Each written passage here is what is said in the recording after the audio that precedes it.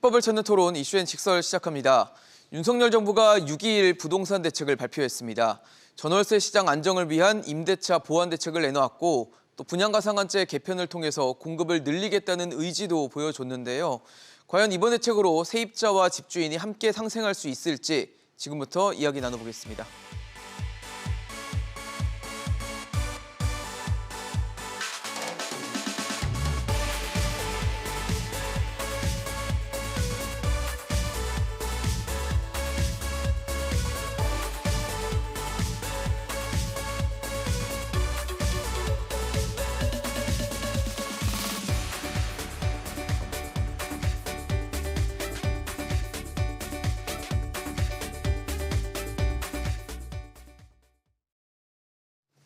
네, 오늘 함께해 주실 세 분 소개하겠습니다.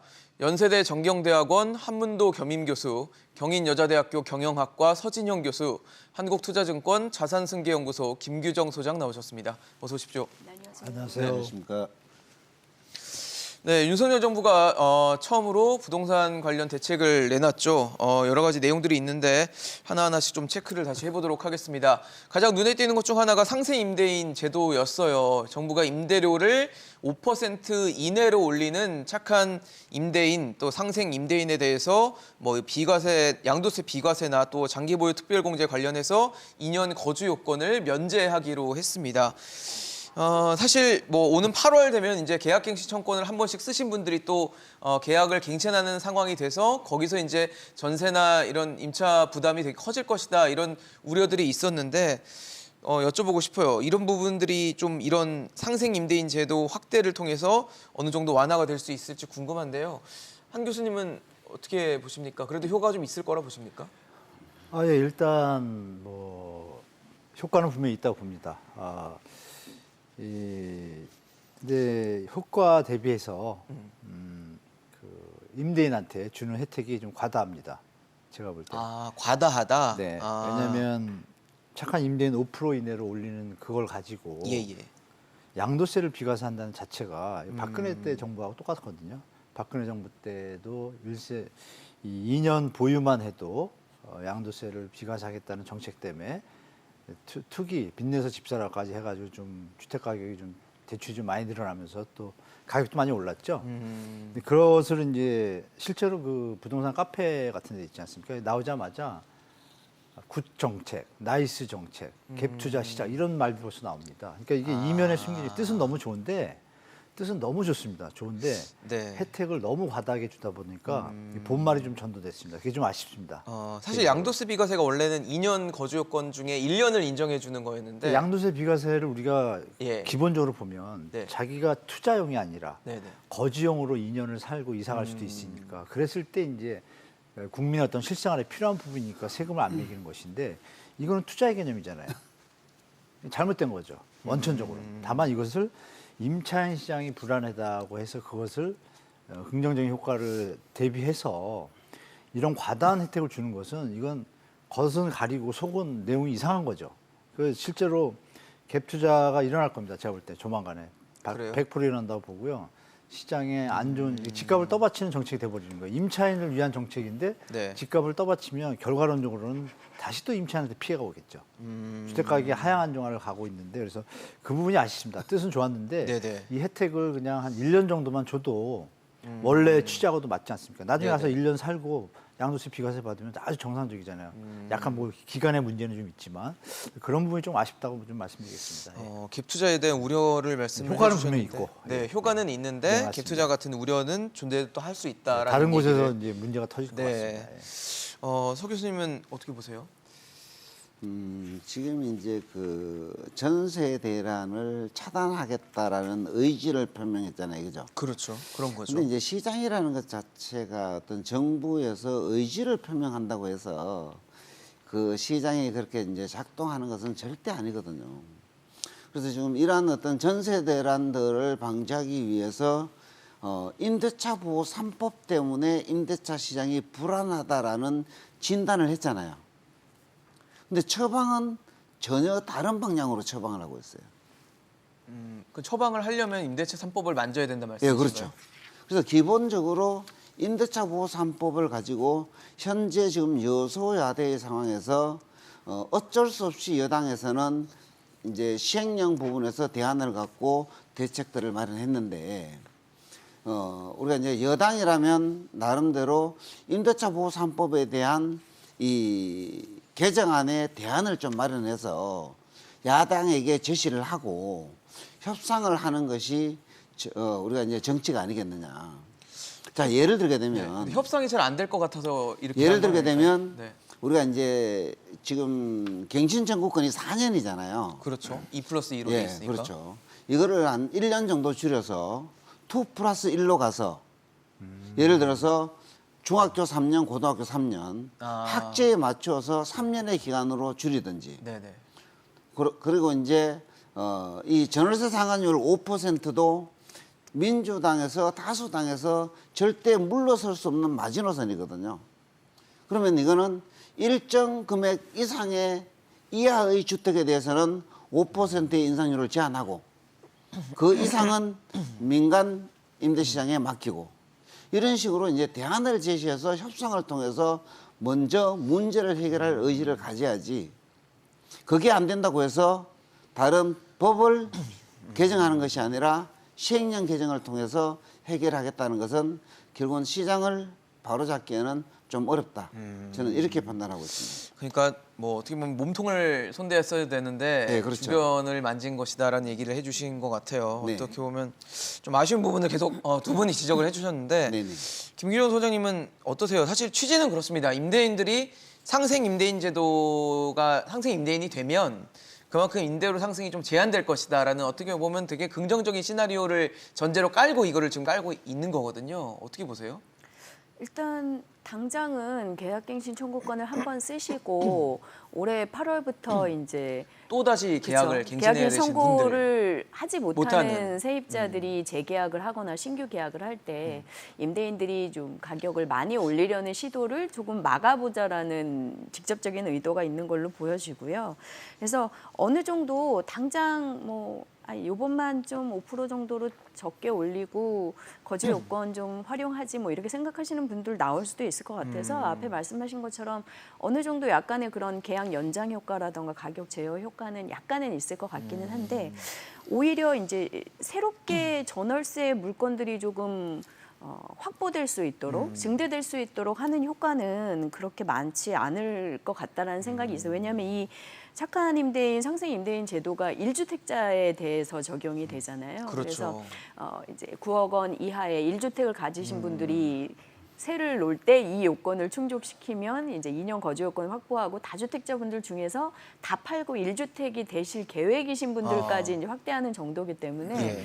1주택자분들이 세놓고 본인은 또 딴 데 가서 전월세 사셔야 되니까 사실 신규로 물량이 더 확보되고 증대되는 효과는 제한적일 좀 것이다. 아쉬운 제도기는 해요. 근데 당장 말씀하신 것처럼 아주 직접적으로 가격을 좀 많이 이번에 올리고 싶다라고 생각하셨던 분들한테 선택지를 주는 정도는 됐다라고 생각이 되고요. 앞서 이제 서 교수님이 말씀하신 임대차 3법 자체에 대한 이제 개선 논의는 예. 사실 어차피 지금 정부가 이 제도 이제 부총리나 네. 아니면 이제 국토부에서 이 제도 자체 개선을 할 생각이 있다라는 맞아요. 내용은 발표를 피력을 했고, 했었고 네. 다만 바로 즉시 협의하거나 조정을 하는 것에 시간적인 한계가 있으니까 이런 부분들을 먼저 내놓지 않았나라고 판단이 되는 것 같습니다. 그럼 역시 임대차법을 만져야 그러니까 손질을 좀 해야 된다 보시는 건가요? 만약 이 제도 자체가 단계적으로 계속 가격을 급등시키는 네. 혹은 이제 이중계약 같은 부작용을 만드는 원천적인 내용이다라고 판단이 되면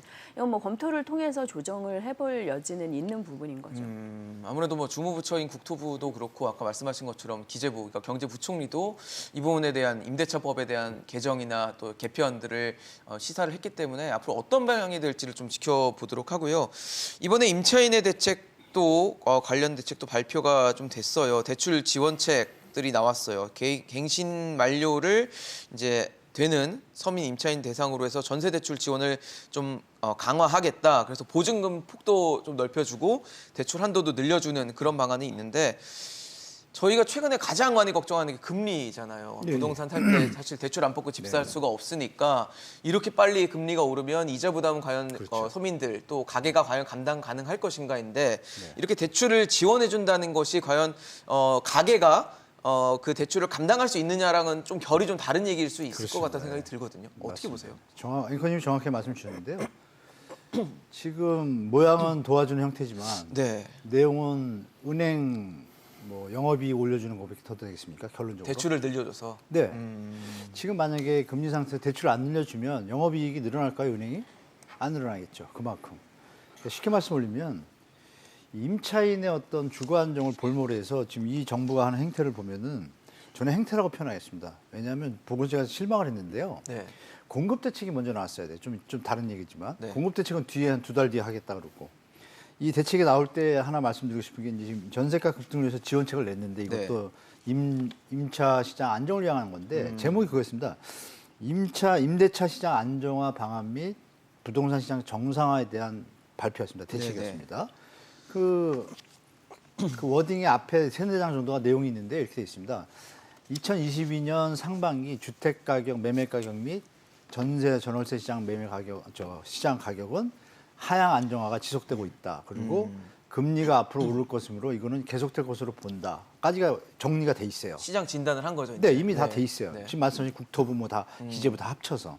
그리고 밑에 만약에 붙은 게 뭐냐면 버트라고 돼 있고 단기 리스크 존재. 그게 뭐냐면 이제 8월 임대차 시장 만료 이거 얘기예요.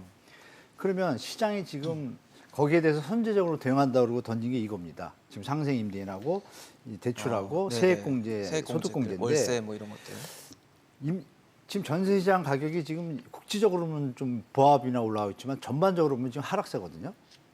아까 말씀 주신 부담을 느끼고 있는 거예요. 금리가 너무 올라서 시장이 월세로 가고 있습니다. 왜? 전세 대출을 받으면 금리가 오르면 다 고스란히 본인이 부담하지만 지금 월세 계약을 가게 되면 2년 동안 금리가 오르든 말든 상관없이 부담이 적잖아요. 당연히 시장에서는 월세로 가고 있는 거죠. 그렇다면 전세 대출을 독려해 가지고 전세 대출이 있어야 소유주 입장에서는 집값이 유지가 또 되잖아요.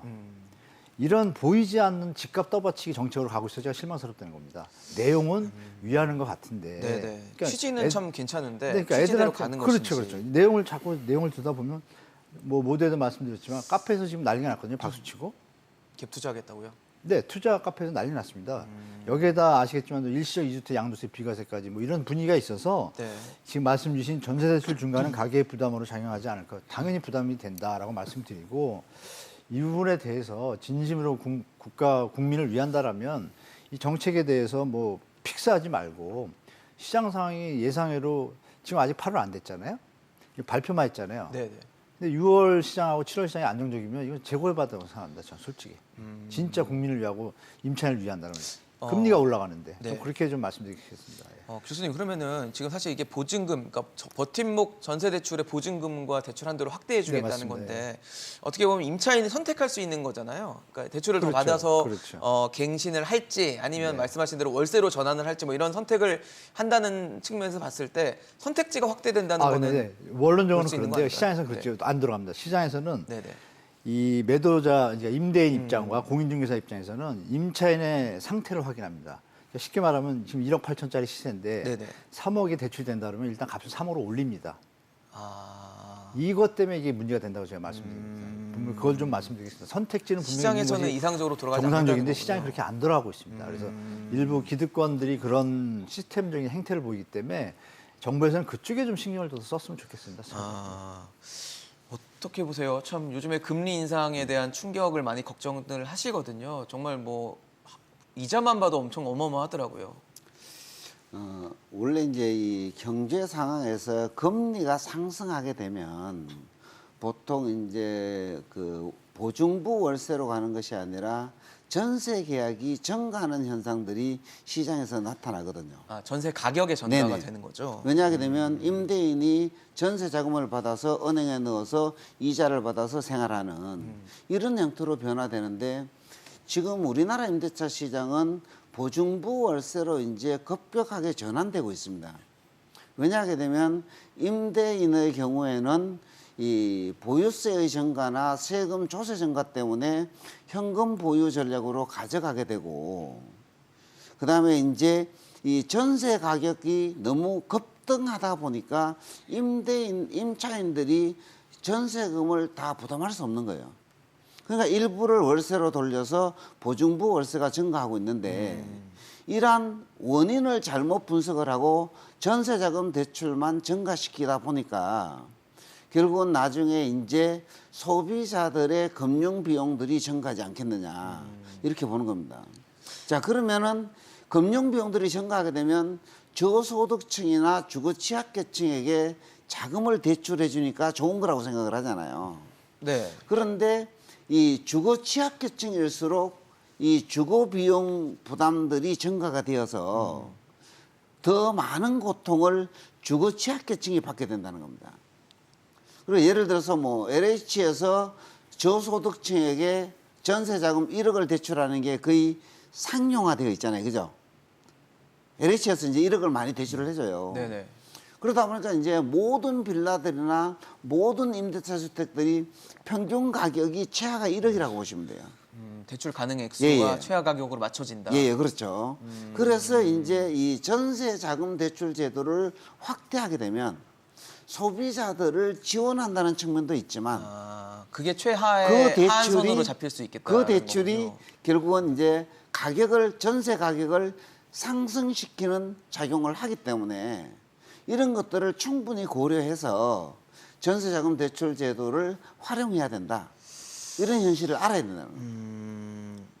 좀 뭐 사실 취지가 다 좋았거든요. 상생 임대인도 그렇고 네, 맞아요. 이 대출을 더 확대하는 것도 굉장히 좋은 취지였는데 두 분 말씀을 들어봤을 때 시장은 그렇게 작동을 하지 않는다라는 얘기를 해주셔서 이거를 임차인분들이 진짜 감당 가능한 대출 규모인지에 대해서 좀 꼼꼼하게 좀 계산을 좀 해봐야겠다는 생각이 드네요. 실제로 뭐 당장 전세금을 좀 올려야 되는데 자금 여력이 안 되시는 분들 경우에는 대출을 알아보실 수밖에 없는 그러니까요. 상황이긴 하거든요. 예. 그래서 그래서 이 버팀목 전세대출 같은 상대적으로 좀 재정 지원을 하면서 좀 저렴하게 공급할 수 있는 상품들을 이게 일정 전세보증금 이하 대상자에게 이제 한도 뭐 최대 1억 8천 이내로 서민 네. 지원용 상품이니까 그렇죠. 그런 분들이 좀 급하게 꼭 쓰셔야 하는 분들이 선택적으로 하실 수 있게 지원한다라고 저는 좀 생각을 하고요. 그러니까 구조적으로 보면 두 분 말씀하신 것처럼 당연히 이제 대출이 늘면서 가계의 부담이 느는 것도 네네. 맞고 구조적으로 이런 것들이 가격 상승을 어떻게 보면 지원하는 행태가 돼버리면서 이제 가격을 더 올리게 올려버리는, 되는 네. 구조적인 문제도 장기적으로는 나타나기 때문에 염려되는 부분이 있습니다만 즉시적으로 필요한 분들을 위해서는 이제 한 가지 방법으로 대책이 필요할 수는 있었겠다라는 생각은 들고요. 네네. 다만 이게 보증금 규정이 있고 예. 대출 한도가 있더라도 이 대출이 늘어나면서 어쨌든 높아진 금리 부담에 이제 금융 비용이 계속 가계에서 늘어나시는 부분들이니까 그러니까요. 실제로 이제 뭐 반전세나 월세 전환 같은 것들하고 여러 가지 좀 검토를 해보실 필요는 있으실 것 같아요. 세입자분들이 지금 시중은행의 전세 대출 금리가 거의 이제 5% 넘는 맞아요. 것까지 상단이 올라가 있는 상황인데 네. 현재 법정 전월세 전환율은 3.75%라서 오히려 더 낮은 경우도 있으실 수 있거든요. 개인에 따라서는. 그렇네요. 그래서 본인이 이거를 적정하게 감당할 수 있는 상태로 이제 조금 빌려서 충당을 하실 건지 혹은 월세로 조금 돌리는 게 더 유리한 건지 이런 것들을 개인들은 조금 더 세밀하게 그러네요. 따져보셔야 되는 상황인 것 같습니다. 특히 앞으로 금리가 좀 더 오를 것으로 예상이 돼서 현재 금리로만 보기보다는 조금 더 올라가는 금리까지도 좀 같이 좀 예상을 좀 해보시는 게 좀 더 나중에 감당 가능하실지까지 체크를 해보실 수 있는 포인트가 되지 않을까라는 생각이 드네요. 참 전월세 시장 내 집 마련도 아니고 지금 전월세 시장 갖고 하는 건데도 참 쉽지 않다라는 생각이 들어서 걱정이 좀 큰 지금 시기인 것 같은데 정부는 나름대로는 뭔가 노력을 하는 흔적들이 있는데 그게 과연 시장에서 어떻게 나타날지는 좀 의문이라는 생각이 좀 계속적으로 드는 것 같습니다. 사실 지금까지 규제 지역 같은 경우는 주택담보대출을 받으면 기존에 집을 갖고 있던 걸 한 6개월 내에 처분해야 되는 의무들이 있었는데 이 의무 기간이 2년으로 늘어납니다. 그러니까 2년 내에만 처분하면 된다라는 거고 네네. 분양가 상한제 거주 의무도 상대적으로 좀 여유가 생기는 실거주 기간에 여유가 좀 생기는 대책들이 이번에 담겼는데 사실 지금 전세 시장이 불안하다면 매물들이 막 쏟아져 나와서 뭔가 공급 역할을 해주면 참 좋을 텐데 그런 효과를 낼 수 있을지도 좀 궁금하거든요. 어떻게 보세요? 전세 매물이 사실 집으로 갖고 있던 사람들이 살고 있던 사람이 어디 다른 데를 가고 전세를 내놔야 되잖아요. 그렇죠. 그러니까 1주택자라면 특히. 이게 논리의 모순인데요. 전세 물량은 영원히 똑같습니다. 당연한 거 아닌가요? 여기 지금 일시적 이주택자고 뭐건 전세 아까 무주택 갭투자 얘기했잖아요. 전세를 살아요. 자기 집에 들어가. 이 집은 어떻게 돼요? 없어지겠죠. 없어지고 전세를 놓겠죠. 그렇죠. 그거 똑같은 거 아니에요? 그러니까 숫자가 변하지는 않는다는 거잖아요. 네, 총량에서는 별로 변동이 없는데 우리가 시장을 자꾸 이제 그 과정 속에서 그 회전되는 과정 속에서 이제 일시적으로 병목 현상이나 뭐 희소성이 발생하고 시장이 왜곡이 되니까 그걸 조정하는 것인데, 그러니까 제가 볼 때는 그럼 매물 증대는 좀 기대하기 어렵다는 말씀이시네요. 그죠? 전세 관련해서. 하나는 있습니다. 그죠? 지금 말씀 주신 2년 그 6개월 내 처분하고 들어가야 되잖아요. 대출 받았을 경우에. 이분이 이제 기억하시겠지만 그 재건축 단지도 2년 거주권 때문에 이제 할 수 없이 안 들어가야 되는데 들어간 분들이 많아서 음마 아파트 값이 올랐다가 강제로, 네. 그걸 풀어주니까 재건축 단지 풀어주니까 안정이 됐거든요. 그런 것처럼 그 효과는 분명히 있습니다. 신축 단지들에 대해서 바로 들어가질 않고 네네. 수요자들이 원하는 주택에서 제일 좀 선호하는 게 이제 신축 주택이거든요. 신혼부부들 이 물량이 제일 많은데요. 그렇죠. 그 부분에 해소하는 거는 분명히 효과가 있다고 봅니다. 다행히. 있지만 이제 이것도 또 과다한 혜택이 또 부과가 됐죠. 아까 말씀하신 것처럼 무주택 갭투자처럼 이것도 또 혜택을 줬습니다. 일시적 이주택 양도세 비과세를 또 혜택을 줘가지고, 그러니까 저는 이번 정부의 어떤 정책이 보니까 이 뭐랄까요, 취약자 좀 약자 코스프레를 하면서 강자들을 도와주는 거를 뒤에다 깔아놓은 정책이 계속 보이는 거예요. 그래서 조금 이 부분에 대해서 좋은 정책인 건 맞는데 네네. 마무리까지 좋아야 되는데 마무리가 안 좋습니다. 제가 보니까 이런 부분도 어느 정도 좀 제재를 하는 게 좀 좋다라고 저는 보는데, 네. 그러면 이제 이것도 갭 투자가 되거든요. 일시적 주택 갭 투자가 문제가 돼서 이렇게 됐는데 이걸 또 풀어준 거예요.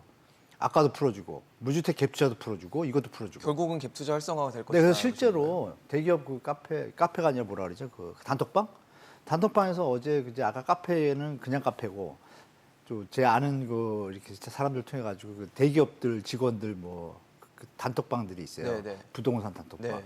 거기도 난리 났습니다 지금 이것 때문에. 그러니까 이런 부작용도 정부가 모를 리가 없어요.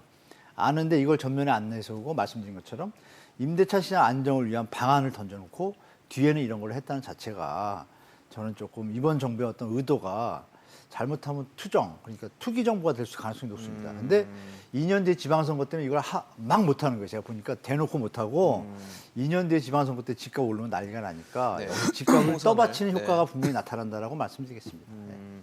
사실 이번 제도가 규제 지역에 있는 집을 살 목적으로 주담대를 받았을 때 기존 주택을 처분해야 하는 기간이 6개월이었는데 2년으로 늘어난 거거든요. 그 얘기는 6개월 안에 기존 주택을 팔지 않아도 되고 한 2년 안에만 팔면 된다는 얘기인데, 그러면 이 주택이 원래 기존에 갖고 있던 주택이 나오는 시간들이 좀 여유가 생겼다면 매물로 나오는 시간도 굉장히 길어진다고 봐야 되는 거 아닌가요? 네네. 이게 지금 그 새로운 주택을 매수했을 때 기존 주택을 6개월 이내에 매도하기란 현실적으로 쉽지 않거든요. 그렇죠, 사실. 그렇죠. 6개월이 짧죠, 사실. 예, 예. 네. 근데 이제 이것도 보게 되면 주택임대차 보호법과 밀접한 관련이 있어요. 왜냐하게 되면 새로운 집을 사서 들어가려고 하면 기존 임차인이 나가야 되거든요. 그렇죠. 나가야죠. 그러면은 최소한 2년 이내에 나간다는 보장이 있어야 되는데 2년 이내에 또 나간다는 보장도 없어요. 4년 이상이 우리가 소요될 수도 있거든요. 기존 사시던 분이 계약갱신을 하게 예, 될 예. 경우에는 못 나가게 되니까. 예, 그렇죠. 그래서 사실 저는 개인적으로 2년도 좀 짧다. 2년도 4년으로 짧다. 봐야 된다. 그러면 그 계약갱신 청구권과 연동이 돼야 된다 예, 말씀이시네요. 그렇죠. 지금 뭐냐게 되면 이 매물들이 많이 늘어난다고 얘기를 하고 매물들이 시장에 쌓이고 있다고 얘기를 하잖아요. 네. 다주택자들이 이제 집을 매물로 내놓게 되는데 매수자들이 그 매물로 나온 집을 살 수가 없어요. 왜? 기존 임차인이 있기 때문에 2년, 3년 후에 들어갈 집을 살 실소유자는 없다는 것이죠. 예전에는 임대차 기간이 2년이었었잖아요. 그렇죠. 한 1년 6개월 정도 남았으면 이사 비용을 보전해주고 양해를 구해서 이사를 시켰는데 지금은 실소유자들이 구매를 할 수가 없는 거예요. 그래서 이제 시장 기능들이 이걸로 인해서 완전히 상실되었기 때문에 수요와 공급이 맞춰질 수가 없는 거예요. 그래서 지금 시장에서 신고가와 신저가들이 자꾸 나오는 거예요. 신고가들은 뭐냐게 되면 꼭 필요한 사람들, 똘똘한 한 채. 신저가는 특수거래에 의한 관계에 의해서 나타나는 거예요. 그래서 시장이 안정된 것처럼 보이는 거예요. 착신의 그래서 일종의. 예, 우리가 이제 뭐 다주택자들이 주택을 취득할 때 취득세를 10%를 1억 공시지가 1억 미만의 경우에는 이제 똑같이 취득세를 우리가 이제 중과를 하지 않잖아요, 그죠? 네네. 그리고 1억 이하의 공시지가 주택에 대해서 투자 세력들이 모이잖아요. 이러한 규제를 하면 할수록 이 풍선 효과들이 나타나기 때문에 최소의 규제를 통한 이 시장 경제를 구축해줘야만 전세 시장이 되었든 매매 시장이 되었든 안정될 수가 있는데 네. 이런 어떤 규제들을 자꾸 함으로 인해서 또 다른 부작용이 나타나기 때문에 그러니까 시장에 맡겨야 된다 예, 말씀이신 그렇죠. 거잖아요. 그렇죠. 그렇게 가야만 임대차 시장이 되었든 매매 시장이 되었든 좀 안정이 되지 않을까 저는 개인적으로 그렇게 생각합니다. 근데 사실 부동산 시장에서 전세 혹은 월세를 찾는 분들이 상대적으로는 좀 취약계층으로 분류가 될 수밖에 없기 때문에 이게 제도를 무작정 풀 수는 있는 것인가에 대해서는 좀 아마 정부도 고민을 하지 않았을까 싶은데 소장님도 똑같으세요? 어떠세요? 일단 지금 이전 문재인 정부랑 현 정부의 우선순위가 상당히 좀 다른 것 같다라는 결론이 나오는 것 같습니다.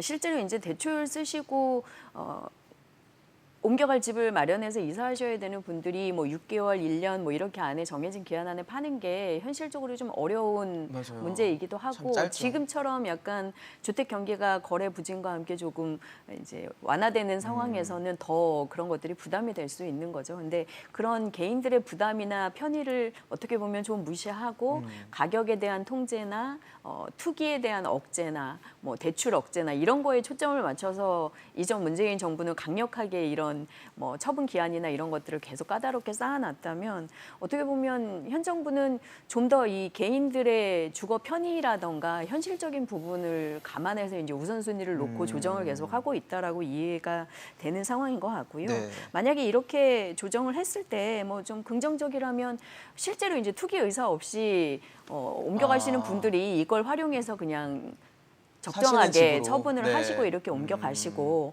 혹시 이제 이 기간이 좀 늘어지면서 좀 못 파시는 분들은 전세로 이제 시장에 내놓고 뭐 이런 것들이 그나마 이제 좀 순기능이기는 할 텐데 이게 실제로 아까도 잠깐 말씀하셨지만 분양가 상한제 실거주 의무 기한을 선택적으로 두면서 네. 신축 아파트에서 초반에 전세 물건이 좀 나올 수 있는 이런 것들을 좀 빼놓고는 실제 전세 물량이 뭐 새롭게 어디서 막 쏟아져 발생하는 나오거나. 그런 네. 상황은 아니기 때문에 그런 부분에서는 역시 이런 개인들의 주거 편의성이나 거래 상황의 현실을 좀 반영을 해주면서도 아까 계속 염려하신 것처럼 실질적인 뭐 매입 전세주택 공급이라던가 건설임대주택 공급이라던가 아니면 네. 실제로 순증에 영향을 미칠 수 있는 다주택자들의 물건을 어떻게 좀 저렴하게 시장에 나오게 할 건가 그러니까요. 이런 부분에서 추가적인 내용이 좀 나와야 될 것 같고요. 이번에 발표를 하면서 이게 끝은 아니고 그렇죠. 끝은 아니고 네네.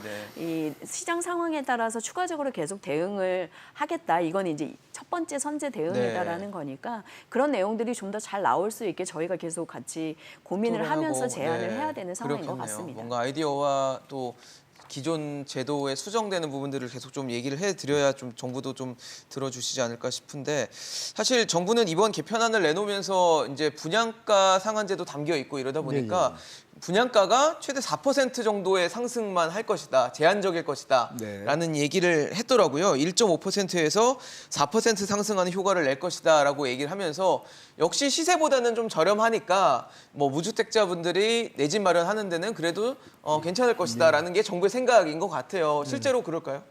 예, 일단 원희룡 장관이 말씀하신 그 부분은 시뮬레이션을 돌려본 결과 같습니다. 네. 실제로 뭐 조합 운영비하고 명도 소송비하고 뭐 세입자 대책하고 이주비 금융비용 이런 건 5가지인데 그 선에서 멈출 가능성이 높습니다. 높은데 그래요? 그러니까 뭐 아까 말씀드렸던 내용과 똑같은데요. 여기까지 너무 좋아요. 여기 너무 좋고 근데 뒤에 뭐가 있냐면은 이 분양가 상한제 이제 가격을 정할 때 시세 그동안은 주변 시세도 이제 요인으로 들어가는데 네네. 주변 시세 20년 내 안에 주택들을 네. 그 시세를 이제 반영해 가지고 이제 계산을 했는데요. 이걸 또 10년짜리로 줄였어요.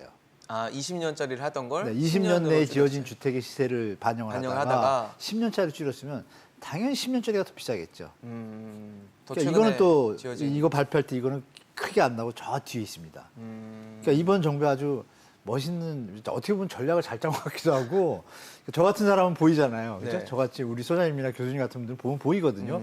그래서 이 부분도 사실 그냥 대놓고 이런 부분도 있어서 좀 올라갈 가능성도 있다라고 솔직하게 하는 게 좋지.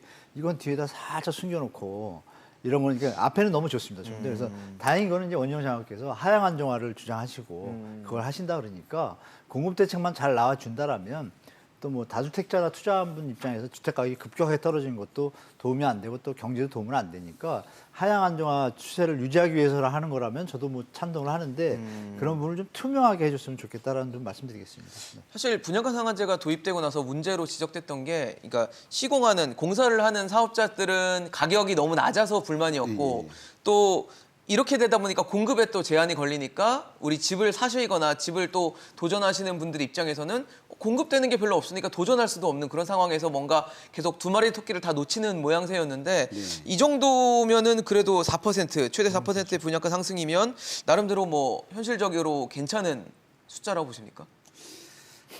지금 이제 그 좀 아쉽나요? 시공사 입장에서는 이제 뭐 분양가가 높으면 높을수록 좋고 좋겠죠, 그들은. 소비자 입장에서는 분양가가 낮으면 낮을수록 좋겠죠. 그렇죠, 맞아요. 이제 두 이해 당사자의 욕구들을 조정하는 선에서 하다 보니까 정부에서는 이제 어쩔 수 없는 선택이었을 것 같아요, 그죠? 근데 실질적으로 뭐 시뮬레이션을 4%로 돌려서 나왔지만 우리 이제 한문도 교수님께서도 얘기를 하셨지만 현실에서는 좀 더 높게 분양가가 좀 인상되지 않을까. 더 올라갈 것이다 보시는 그렇게 거예요? 이제 예측을 해요. 근데 이제 뭐 물가 인상률이라든가 건축비라든가 자재비 그렇죠. 이런 것들을 전반적으로 고려했을 때 4%의 인상률은 사실 누구도 공감하기 상당히 어려운 수치거든요. 왜냐하게 되면 건설업계에서는 지금 이 인건비라든지 자재비 이런 것들이 약 한 최소 약 30% 상승했다. 이렇게 지금 분석을 하고 있거든요. 워낙 원자재 가격 많이 오르고 예, 그렇죠. 그러다 보니까 이제 뭐 서로 이제 만족할 수 있는 수준은 아니겠지만 정부에서는 소비자와 공급자의 어떤 역할들을 좀 반영을 해서 이렇게 조정을 했기 때문에 좀 더 이제 앞으로 이제 분양하는 단지들이 분상제를 적용했을 때 가능하면 건설사에게 적정 이윤을 보장하면서 네. 소비자들이 적은 비용으로 내 집을 마련할 수 있는 제도로 좀 정착이 되었으면 하는 바람입니다. 참 더 쌌으면 좋겠고 더 비쌌으면 좋겠고 이런 참 두 가지의 가치가 너무 충돌하는 지점이어서 분상제가 있는 게 나은 건가요? 이게 지금 개편을 하는 게 맞는 거예요? 아니면 완전히 없애는 게 나은 건가요? 분양가 상한제가 제도 이론적으로는 네. 자체로 저희 이제 토지 비용이랑 표준 건축비 그리고 가산비 항목을 정해서 네. 실제 시장 가격의 한 80% 정도로 저렴하게 공급을 관리하자라는 거니까 그러니까요. 공급이 충분하고 이 변동성이 크지 않은 상황에서는 제도가 있는 것이 분양 가격을 좀 관리해주는 역할을 하기는 할 겁니다. 근데 최근에 문제가 됐었던 거는 기본적으로 이제 원자재 가격 상승이나 이런 것들을 맞춰주지 못하면서 공급자들의 그렇죠. 불만도 많고 동시에 시장의 공급은 충분치 못하다 보니까 오히려 공급을 좀 억제하는 이런 것들로 작용을 해서 더 소비자들에게도 또 불만을 불만이 예. 있었다 뭐 이런 것들이어서 현실화하자라는 건데 두 분 말씀해 주신 것처럼 실제로는 지금 국토교통부가 시뮬레이션으로 법정 비용이 실질 더 들어가는 재개발 정비구역 쪽에서 이제 네. 최대 4% 정도고 재건축 같은 경우는 뭐 한 1.5, 2% 이렇게 좀 높지 않을 거다라고는 하는데 네. 지적하신 것처럼 실제로 이 원자재 가격 상승이나 이런 것들 비정기 수시 고지하면서 가격 조정되고 택지 비용 요번에 검증 시스템 새로 보완하면서 네. 좀 더 높아지고 하면 가격이 생각보다는 더 오를 우려가 있지 않나 이 싶어서 4%보다는 더 올라갈 것이다. 그래서 이제 소비자들의 입장에서는 어쨌든 공급받는 가격이 올라가면서 지금 좀 이미 걱정들을 좀 하고 계신 상태고요. 네. 만약에 시뮬레이션처럼 최대 4% 정도에서 관리가 된다라고 하면 반대로 공급 촉진 효과가 떨어질 수 있을 시공사 걸로 입장에서는 우려가 됩니다. 예, 공급자 쪽에서는 여전히 이 더 올려야 원자재 된다고. 비용이나 이런 것들이 현실 반영이 덜 된다라고 계속 주장들을 하고 있는 상황이니까 이 정도로 최대 우선순위로 놨던 공급 촉진 효과를 얼마나 끌어낼 수 있을지가 좀 미지수로 그러네요. 보이거든요. 그래서 양쪽의 불만이 다 많은 상황이라 이 부분을 좀 어떻게 현실적으로 해결할지도 고민이고 일단 이번에 발표한 뭐 예를 들어 택지 비용 검증을 위한 위원회를 추가로 두고 이런 것들이 어떻게 보면 뭐 검증이나 이런 프로세스를 꼼꼼히 만드는 장점이 있기는 하지만 네. 단계가 늘어나고 결과적으로 비용이 올라가는 구조이기는 해서 그렇죠. 이런 것들을 만들 때 조금 더 좀 현실적으로 신중하게 만들어야 되지 않나라는 조언을 좀 드리면 어떨까 싶습니다. 그렇죠. 절차가 많아진다는 얘기는 또 좋은 얘기는 아닐 수도 있어서 그 부분을 좀 잘 봐주셨으면 좋겠다는 생각이 들고요. 사실 생애 최초로 집을 구입하는 경우에 대해서 대출도 늘려주고 또 취득세 감면도 확대해주겠다는 방안도 이번 대책에 포함이 됐습니다. 생애 최초로 집을 구입하시는 분들은 이제 무주택자라는 얘기인데 네, 그분들에게 대출도 늘려주고 그다음에 취득세 세감면도 해주고 이것도 취지는 참 좋아요. 부담 좋습니다. 줄여준다는 얘기니까. 근데 과연 요즘 같은 시대에 이 금리가 막 올라가는 시기에 대출을 늘려서 뭔가 해준다는 게 과연 맞는 것인가? 특히 이 무주택 서민들을 대상으로 한다는 얘기인데 맞습니다. 이게 괜찮은 건가요? 괜찮지 않습니다. 안 괜찮아요? 일단 뭐 미 연준 파월 의장이 발표했잖아요. 집 사지 마라. 미국 역사에서 연준 의장이 금리 발표하면서 집 사지 마라고 한 건 처음입니다. 그 얘기 뭐냐면은 빅스텝이라 그러죠. 0.7을 올렸고 아마 다음 7월 회의 때도 올릴 거고 9월 회의 때도 합하면 한 1.1%나 1.25 오를 것 같아요.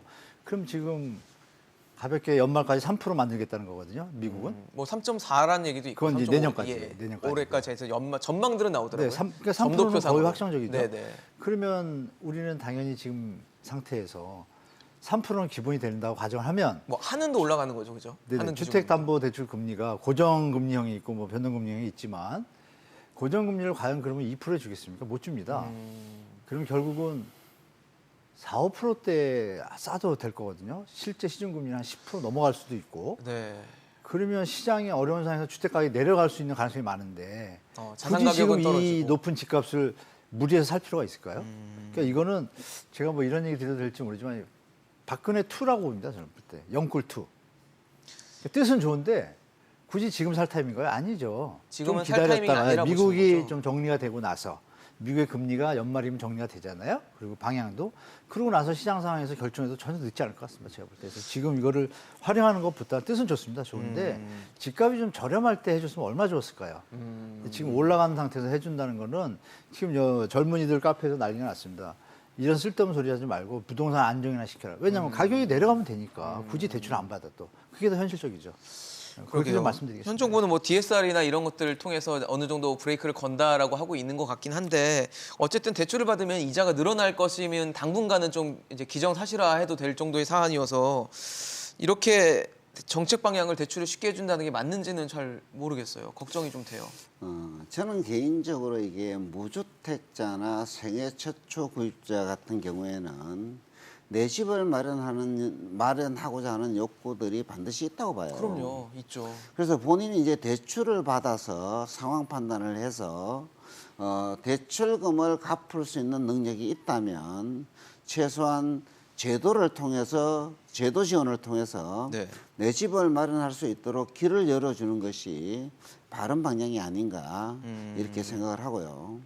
그리고 이제 내 집이 있는 사람과 없는 사람들이 삶의 질에서 많은 차이가 납니다. 그러다 보니까 이제 본인의 삶의 질을 개선시키는 측면에서 최소한 직주 근접의 주거 수단을 마련해서 우리가 이제 삶을 살아갈 수 있도록 정부에서 지원하는 것도 하나의 정부의 역할이라고 봐요. 그래서 뭐 집값이 오를 것이냐 말 것이냐 네. 모두 사라는 것이 아니라 네.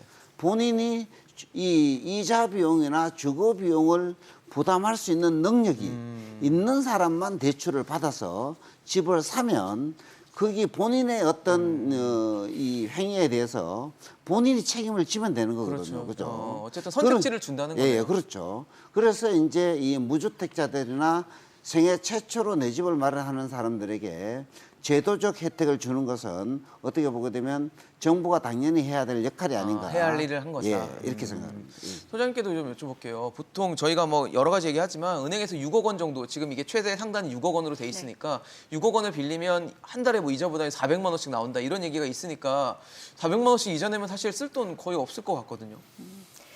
일단 대출 부분에 이런 여력을 늘려주거나 뭐 세금을 깎아서 이제 주택 구입 내 집 마련을 독려하고 이런 것들은 저도 서 교수님 말씀처럼 개인들의 선택할 수 있는 부분에서 정책을 열어두는 거는 필요할 수 있다는 선택지로 생각이 하나로 예, 둬야 된다. 들어요. 근데 이제 개인분들이 판단을 하실 때 사실 이 대출 정책이 올해 연초 생각해 보시면 굉장히 급격하게 변하고 있는 상황이거든요. 맞아요. 연초 1월에 저희가 DSR 강화 대책이 본격화되면서 대출을 막 막고. 억누르는 상황이었는데 네. 비단 몇 달 만에 이렇게 신용대출 생애 풀어주고 최초에 지금. 대해서는 네. 뭐 한도가 있고 대상이 정해져 있긴 하지만 뭐 대출 금액을 규제가 좀 좀 늘려주고 풀렸어요. 뭐 이런 상황이니까 그만큼 금융시장 이런 금융 비용 변화가 굉장히 빠르게 달라지고 있다는 게 체감이 되실 거예요. 그만큼 네. 정책 변경이 혼란스러울 정도로 뒤바뀌고 있는 맞아요. 상황이니까. 빨라요. 그래서 이런 것들을 개인 여력에 따라서 선택해서 내 집 마련에 적극적으로 좀 효율적으로 활용하실 수는 있겠으나 이런 급격한 정책 변화가 오게 된 제반 환경 같은 것들을 조금 더 고민하실 필요는 있겠다라는 생각입니다. 그래서 결국 서민들이 아까도 지적하셨지만 지금 가장 기다리는 건 어쨌든 실질적인 저렴한 양지대 주택 공급을 빨리 그렇죠. 늘려서 안정될 수 있게 보장을 해주면 지금처럼 약간 금리나 이런 경기도나 우려까지 커지는 상황에서 무리하게 하고 싶지 않은 생각들이 있으실 거거든요. 네네. 그래서 사실 이번 내용으로 필요하신 분들의 다양한 선택에 이런 현실적인 뭐 규제 조정은 되었으니 나머지는 이제 기다리고 계신 7월 말, 뭐 이르면 7월 말이겠죠. 공급 대책 이런 것들을 통해서 공공택지 좀 저렴한 공공 분양 주택들 이런 사전 청약 공급 계획 이런 것들이 좀 빨리 발표가 됐으면 좋겠고요. 네. 그 안에 또 요번에 대책에도 뭐 구슬이 좀 되기는 했었습니다만 청년이나 신혼부부들 젊은 층을 위한 좀 저렴한 공급 방식들을 확정해서 내놓겠다라는 얘기들이 그러니까요. 있었기 때문에 그런 부분이 빨리 정해져서 합리적으로 제시가 되면 지금처럼 조정이 될 때 소비자분들이 잘 판단하셔서 여력이 되시는 분들은 감당할 수 있는 도전해보시는 수준에서 거고. 내집만을 네. 하시는 거고 아닌 분들은 그 기간에 맞춰서 조금 좀 다른 방법을 효율적인 또 선택을 찾아보시는 하실 수 게. 있도록 추가적인 대책이 빨리 나왔으면 좋겠습니다. 알겠습니다. 7월, 8월쯤에 아마 공급 대책도 나올 거니까요. 그런 공급 대책까지 좀 자세히 보시면서 정확한 상황 판단과 또 검토를 해보시는 게 좋을 것 같습니다. 오늘 한문도 교수, 서진영 교수, 김규정 소장과 함께했습니다. 이슈앤직설 오늘 준비한 소식 여기까지입니다. 지금까지 시청해주신 여러분 고맙습니다.